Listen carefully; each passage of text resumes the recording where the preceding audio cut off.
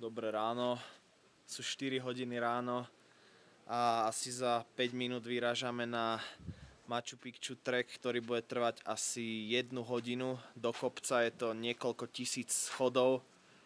No a potom sme na Machu Picchu, deň, na ktorý som sa tešil 9 mesiacov, odkedy som si zaumienil, že pôjdem do Peru. Niekedy v januári som si to zaumienil.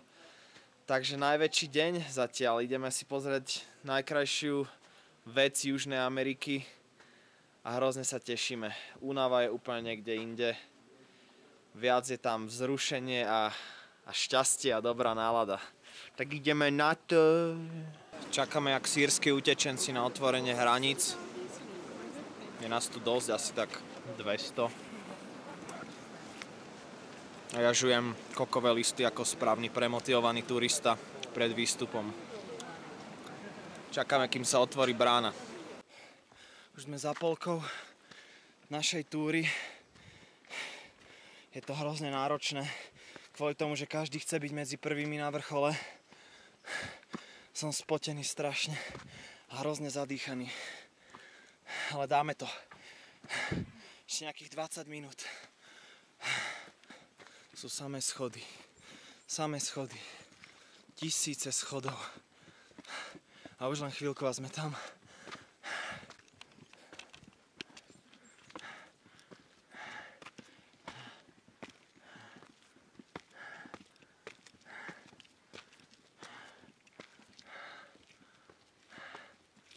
Už sme skoro tam.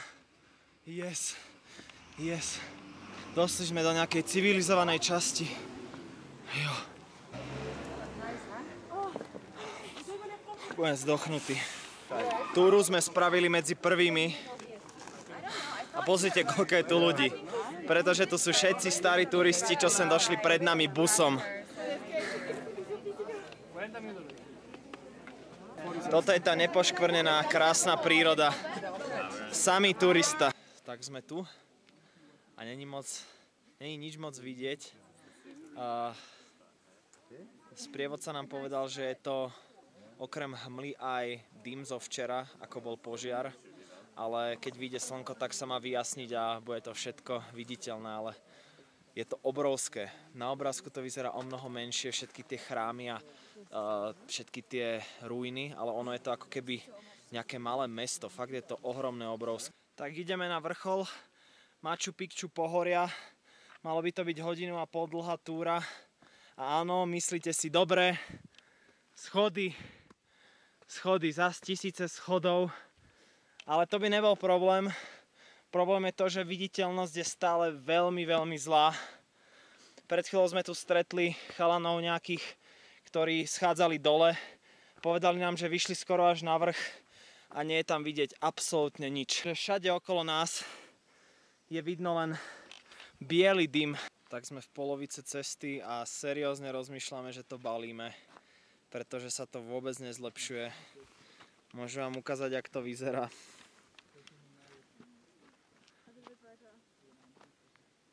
Toto vidíme. Mali by sme vidieť celú tú dedinu. Mali by sme vidieť Huayna Picchu, čo je úplne majestátny veľký kopec, ale vidíme to len veľmi, veľmi slabo. A neviem, či nám to stojí za tie ďalšie schody. To je dosť veľké nešťastie, no. Keď sme tu možno raz za život. Balíme to, zhodnotili sme, že je zbytočné tu čakať. Je tu okolo stále veľmi veľa pekných vecí a nižšie sa to vyjasnieva, čiže aj tam sa budú určite veľmi dobré fotky dať spraviť.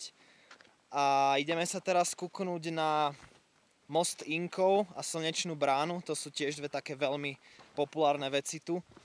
A zakončíme to asi prehliadkou Machu Picchu dedinky, tých rujen, čo sú dolu.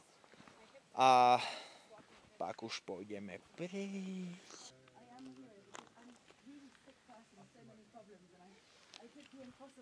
Prišli sme teda do Slnečnej brány, a.k.a. Sun Gateu. A sú to len také ruiny. Nič extra, našťastie som už nemal žiadne veľké očakávania. Takéto ruiny. A bolo nám povedané, že že takáto situácia s takouto neviditeľnosťou ničoho, takýto dym tu býva raz alebo dvakrát do roka. Takže sme vyvolení. A je tu strašne veľa komárov. Videli ste tie nohy. Strašne veľa takých drobných komárov alebo mušiek. Vôbec repelent nezaberá. Ale pozrite, koľko je tu ľudí. Pozrite, koľko je tu ľudí. A práve kvôli tomuto to trošičko zhoršuje ten zážitok, že to ani zďaleka nie je také nedotknuté. Prišli sme nižšie a konečne sú tu úplne peckové zábery a ten dym v týchto nižších polohách vôbec nie je. Už sme sa asi pol hodinu fotili, všetci sa tu fotia, všetci si tu robia selfies, vrátane nás. Tlstí ľudia sa tu snažia robiť lastovičky.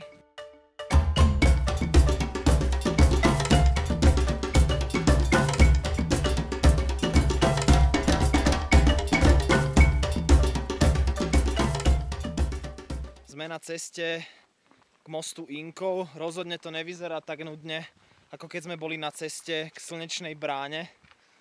Je tu ohromný spád. Tu kebyže sa zdrbem, tak v momente som mŕtvy.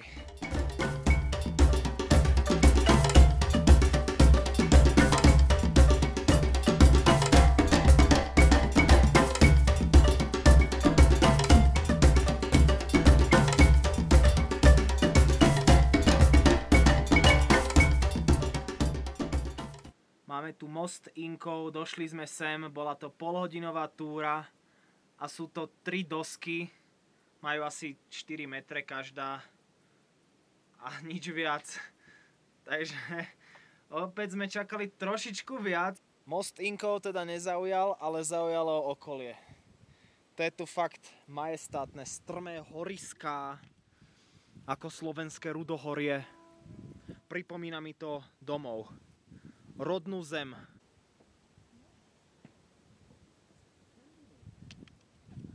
Ivan Krasko. Sme v ruinách, sme v dedinke Machu Picchu. Viditeľnosť je už fakt dobrá. A pomaličky končíme náš trip. Začalo to celkom zle tým dymom, ale nakoniec to bolo úplne krásne, veľkolepé. Fakt jeden z divov sveta. Už len tuto vychutnáme trošičku ruiny.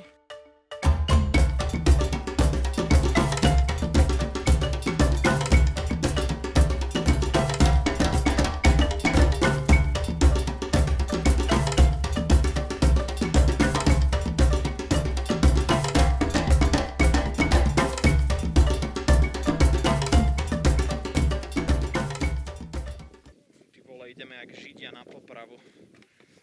Takže zhrnul by som to tak, že to bolo úplne veľkolepé a majestátne. Na začiatku to tak síce nevyzeralo kvôli tomu dymu, ale neskôr sa vyjasnilo a spravili sme úplne skvelé fotky. Každopádne teraz je už čas na to ísť na vlak do Kuska a o 2 dní ideme do džungle, do Národného parku Manu.